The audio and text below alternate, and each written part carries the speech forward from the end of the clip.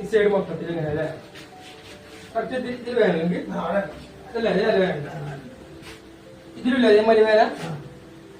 അതേമാതിരി ഈ പോയിന്റിലില്ല, കറക്റ്റ് ഇതില്ലേ?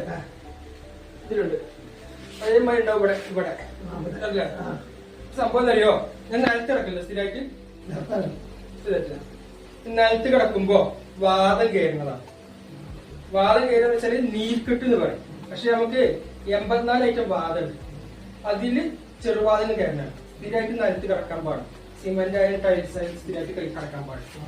അതുകൊണ്ട് വരുന്ന നീർക്കെട്ട് അത് കംപ്ലീറ്റ്. പിന്നെ അതുപോലെ തന്നെ നമ്മൾ ഉച്ചയ്ക്ക് ശേഷം തല നനച്ചാൽ അത് വരും. ഉച്ചയ്ക്ക് ശേഷം തല നനച്ചാല് അതുപോലെ തന്നെ വെയിൽ കൊള്ളാൻ നിൽക്കുമ്പോൾ വിറ്റാമിൻ ഡിന്റെ കുറവ് വരും. നമുക്ക് സ്ഥിരമായിട്ട് രാവിലെ കുളിച്ചോളൂ. ഉച്ചയ്ക്ക് ശേഷം തല കുളിക്കേണ്ട വെച്ചാൽ ഉച്ചയ്ക്ക് 12 കഴിഞ്ഞതിന് ശേഷം തല കുളിക്കരുത്. കഴുത്തിൽ കീപ്പിട്ട് കഴിക്കാൻ പറ്റും. അതുകൊണ്ട് പിന്നെ വിറ്റാമിൻ ഡിയിൽ കമ്മിയുണ്ട്. അതായത് വെയിൽ കൊള്ളാത്ത വിഷയം കൊണ്ട് വരും. അധികം പുളിപ്പ് കഴിക്കണോണ്ട് വരും. നമുക്ക് ഇങ്ങനത്തെ വരാൻ കാരണം തറയിൽ കടന്നിട്ടാ. നിലത്ത് കടന്നു സിമെന്റ് തറയിൽ കടക്കേണ്ടത് വരുന്നത്. അതിൽ പിന്നെ IT ഫീൽഡിൽ ഫുൾ ടൈം കമ്പ്യൂട്ടറിന് മുന്നിൽ AC ഇരിക്കുന്നതുകൊണ്ട് അങ്ങനെ കൂടുതൽ പുളിപ്പില്ല ആഹാരം കഴിക്കുന്നത്. തണുത്തോളം സ്ഥിരം കുടിക്കുന്നത്. തണുത്തോളം കുടിക്കില്ലല്ലോ, ഫ്രിഡ്ജിത്തോളം കഴിക്കല്ലോ. റെഡിയാക്കി എടുക്കാം കേട്ടോ. നമുക്ക് 2 ദിവസം കൊണ്ട് 3 ദിവസം ഫുൾ ക്ലിയർ ആക്കി തരാം കേട്ടോ. കുഴിയുമ്പോൾ ഫ്രീ ആവും. ഇനി ഫ്രീ വെച്ചിട്ട് ഫ്രീ ആവും കേട്ടോ. അത് റെഡിയാക്കുക. ഉറക്കം വരുന്നേ അല്ല, അത് റെഡിയാക്കി. ഇന്ന് കഴിഞ്ഞ് നാളെ വരുമ്പോൾ നല്ല ശരിയായി കേട്ടോ.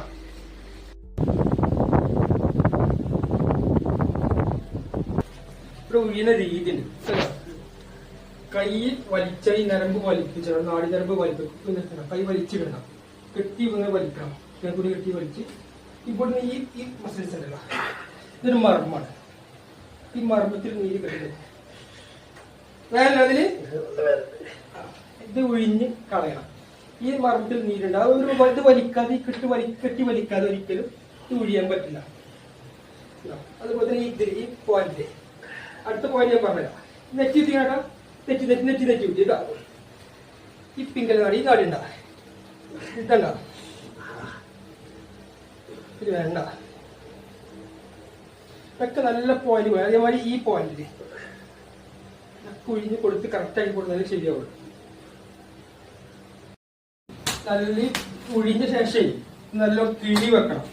കിഴി വെക്കണം. മരുന്ന് അരച്ച് വെച്ച് കിഴി. ഇതുപോലെ മരുന്ന് അരച്ചിട്ട് പുറത്തേക്ക് ചാടണം. അപ്പൊ നൈസ് തുണിയിലായിരിക്കണം നമ്മളിത് കിഴി കെട്ടേണ്ടത്. അപ്പൊ നമ്മൾ കിഴി കെട്ടണം കുത്തുമ്പോൾ ഇത് പുറത്തേക്ക് ചാടണം. മരുന്ന് പുറത്തേക്ക് കഴുകണം.